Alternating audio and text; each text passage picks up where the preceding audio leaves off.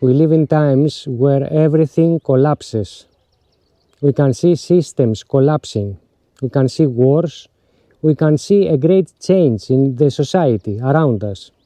And many people question and reacting into this, asking and wondering what is going on with the world around me.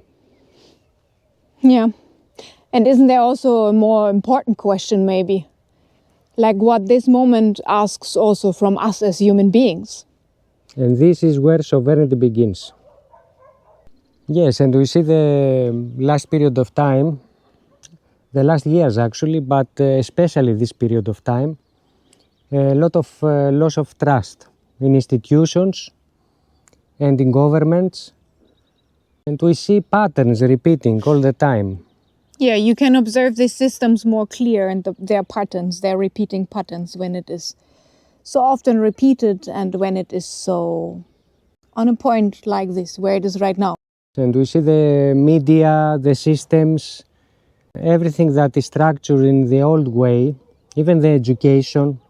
Of course, education. The economics, all of these start losing its meaning. And the people are not happy around us. We can see it, we can feel it, we can see the society, and we live in this society. And this is a point where awareness begins. Exactly. When we start seeing this. Yeah, when it is so obviously wrong, what we have accepted so long and for sure endured a long while, right? So many of us could maybe feel it already, but, you know, we could not integrate it. But now it is so obvious that the systems are not here to hold us anymore or to hold any stability. They were never stable, and now they seem very unstable. And this is a new kind of awareness that meets people even when they haven't seen that before. And us in places where we haven't seen it before. It's holistically wrapping around the whole reality that we have set and this up. corruption actually, we can feel the anger that exists in the population, in the people. We can feel the blame also. Many people blame the systems, blame the others, or divided. Actually, there is a division of people. We take this side or the other. Yeah, they're very angry, right? But we have to remember that this division serves this system. This system is built exactly to divide and rule. And the first point is to get aware about all this, but then we need to look inside, isn't it? Yeah, I mean, rebellion brings us to a point where we just create another war. If we decide for one or the other side, then we have seen not the whole picture. And we will again fight in part of us. So this will not work. It is more to look inside. What is our position in that? What can we do? What is our identification? What is our relation with that happening? With that situation? With that person? With whatever happens? What is coming to a point where it's not acceptable anymore, but we cannot change the situation. We can just change our own perception about it. And first of all, we have to understand our own perception. What is very important this period of time is to connect with our own sovereignty, which means to have the authority within and not to give the authority and power outside us, to look inside us. And actually, sovereignty is not a rebellion, is not an isolation, and is not that I am superior from the others. Yeah. Sovereignty is something much more deeper, but also much more useful for everybody in this period of time. It's a responsibility, right? It's a responsibility for my own perception. So when I perceive things that way, this is my own responsibility. And in the moment when I take this responsibility, then I can stand for that. I can stand for myself, to my own perception, and even to others. And so this is the moment where integrity begins, actually. the shadow work is also a very important part. So that we see at our own patterns and at our own shadows, at our own wounds, our own traumata, and to accept them as they are.